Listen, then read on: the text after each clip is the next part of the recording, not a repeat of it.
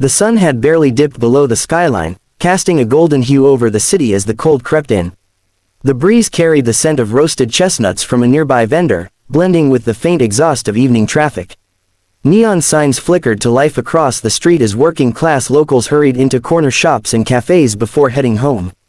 Inside River Market, a small, locally owned grocery store tucked between two brownstones, the warm lighting and smell of baked bread gave a sense of comfort.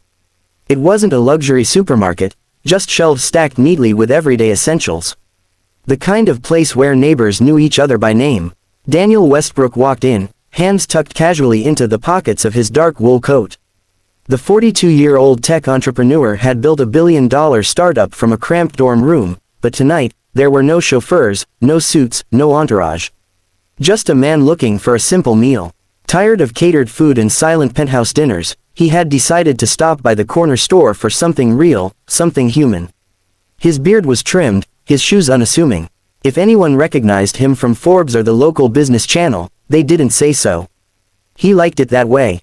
As he reached the bread aisle, Daniel paused. Something caught his attention out of the corner of his eye, something subtle, but deeply familiar. A young woman, probably in her late 20s, stood a few feet away near the dairy section. Her name tag from a local diner was still clipped to her windbreaker. Strands of hair fell out of a rushed ponytail. Her tired eyes darted between a price label in her wallet, worn at the corners. In the cart beside her sat a baby boy, maybe one, maybe less, bundled in a faded blanket, gnawing quietly on a rubber giraffe. Daniel watched as she picked up a large container of baby formula, brand name, good quality, probably around $27. She turned it in her hands, checking the back, then glanced at her phone, presumably checking her bank balance. Her face told the story before her actions did. She placed the container in her cart. Then, a pause. She hesitated, looked at the baby, then the cart. Then slowly, she reached in, took the formula back out, and placed it gently, almost apologetically, back on the shelf. She exhaled, the kind of exhale that only happens when you've given up the fight for the day. Instead, she reached for a smaller off-brand version, just under $12. It was enough to feed the baby for a couple of days, maybe. She checked the label again, as if trying to convince herself it would be fine. The baby made a soft cooing sound. She smiled weakly at him. Daniel felt something twist in his chest. He wasn't a man prone to impulsive emotion. Years in business had taught him to keep his composure. But this scene, wasn't a stock market crash or a missed acquisition. It was personal, because 25 years ago, that had been his mother. She too had stood in cold grocery aisles after long shifts, choosing between dinner for herself or diapers for her son. Daniel remembered how she used to skip meals so he could have milk. How she'd cry in the bathroom so he wouldn't see her pain. He blinked, grounding himself in the present. The woman was now heading to the checkout, the cart containing only a few bare essentials, canned soup, a loaf of bread, a few store-brand baby food jars, and the smaller formula container. She didn't notice him watching. Daniel didn't move immediately. He stood there, watching the woman and her child, his thoughts a swirl of memory and reality. The ache in his chest wasn't pity, it was recognition. A silent bond, forged by shared struggle, even if separated by decades and circumstances. He looked around. No one else had noticed. The store was quiet, except for the soft hum of the refrigerator and the beep of a scanner from the checkout lane. He saw her hand the cashier a handful of crumpled bills and coins. She declined the offer for a plastic bag and carefully packed the items into a reusable cloth tote, double-checking the formula like it was gold. Daniel stepped back behind a display of cereal boxes, unsure of what to do. He didn't want to embarrass her. He didn't want to make her feel like a charity case. But he also knew he couldn't walk away. He took a deep breath. This wasn't about solving poverty. It wasn't about a headline or a photo op. This was about her. This was about one mother who just needed someone to care. As she made her way toward the door, Daniel quietly walked back to the dairy section. He picked up the exact container of baby formula she had put back. Then he walked toward the front, stopping by the customer service counter. A quick conversation later, he had what he needed. He slipped out the door just moments after she had turned the corner with the stroller, walking slowly into the crisp evening. He followed her, not to chase, not to intrude, but to catch up, with purpose. Something real was about to happen. The wind had picked up slightly by the time Daniel stepped outside. The streetlights flickered to life, casting long shadows across the cracked sidewalks. The air smelled of rain and rust and something faintly sweet, perhaps from the nearby bakery now closing up for the night. Ahead of him, the young mother pushed the stroller slowly along the sidewalk. Her steps were heavy, deliberate. The baby had dozed off, head resting gently against a tattered stuffed elephant. Her cloth-tote bag swung lightly from the stroller handle, containing barely enough to last the week. Daniel kept a respectful distance at first, hands in his coat pockets, the cold biting at his knuckles.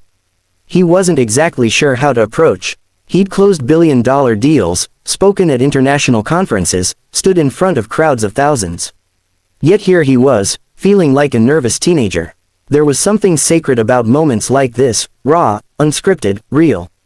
About a block later, the woman turned into a quieter side street lined with aging rowhouses and flickering porch lights. It was then that Daniel gently quickened his pace, careful not to alarm her. "Excuse me, ma'am," he called softly. She stopped abruptly, gripping the stroller. Her body tensed. She glanced over her shoulder with caution. Daniel raised both hands in a peaceful gesture. "I'm sorry if I startled you," he said. "I was in the store, and I saw you earlier. I just wanted to say something, if that's okay." She looked unsure, her eyes scanning his face. In the city, strangers didn't often bring good news. "I'm not here to bother you. I promise. Just give me 30 seconds, he added, voice gentle. She hesitated, then nodded slowly. "Okay." Daniel stepped closer, just enough to extend a small paper bag. In it was the gallon of brand-name baby formula she had put back. She stared at it, then up at him. "I saw you make a hard choice in there," he said. "And I know that kind of choice. My mom made it for years. This isn't pity, and I'm not trying to make you feel small. I just want you to have this, no strings." The woman blinked, her lips parted, but no words came out. She looked at the bag again, then back at him, as if trying to read his intentions. "Why?" she finally asked, her voice cracking with quiet disbelief. "Why would you do that?" Daniel smiled softly, a hint of emotion flickering in his eyes. "Because someone once did it for my mother when I was a baby," he said. "And I told myself that if I ever had the chance to be that someone for somebody else, I wouldn't hesitate." She lowered her gaze. Her eyes shimmered. One tear slipped down her cheek, and she quickly wiped it away with the sleeve of her hoodie.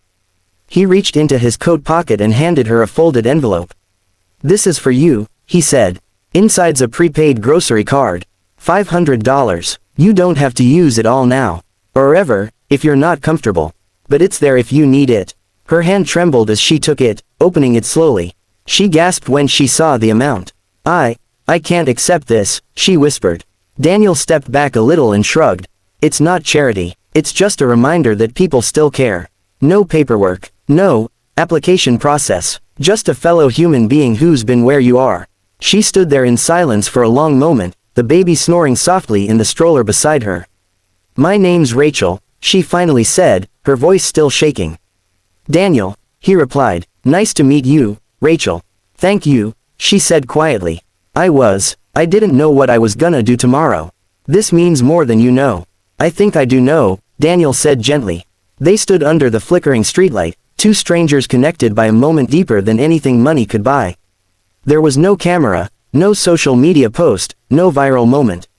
Just kindness, quiet and honest. Rachel looked down at the baby. "His name's Elijah." Daniel smiled. "He's lucky to have you." Rachel laughed softly, wiping another tear. "I don't feel very lucky most days." "Trust me," Daniel said. "He doesn't care about that. All he'll remember is that his mom loved him enough to fight through the hardest days." For a second, silence lingered. Then, Rachel asked, "Why aren't more people like you?" Daniel paused. "Maybe because most people think they can't make a difference unless they're rich," he said. "But you don't need $1 billion to care. You just need to pay attention. The rest comes naturally." She nodded slowly, holding the envelope to her chest. Daniel glanced at his watch. "I'll let you get home before it gets colder. Just take care of yourself. And if you ever find someone who needs help like you did today, pass it on. Even if it's just a warm word." Rachel nodded. "I will, I promise." With a final wave, Daniel turned and walked back toward the main road. The wind had shifted, colder now, but something warm lingered in the air, a quiet magic only created by acts of genuine kindness. Rachel stood still for a moment, watching him disappear into the night, the paper bag cradled against her shoulder, and her son peacefully asleep. She whispered to herself, maybe things really can change. Moral of the story: true kindness doesn't require recognition. Sometimes, the simplest gesture from a stranger can remind us that we are not alone, and that even in our lowest moments, someone is still watching, still willing to help.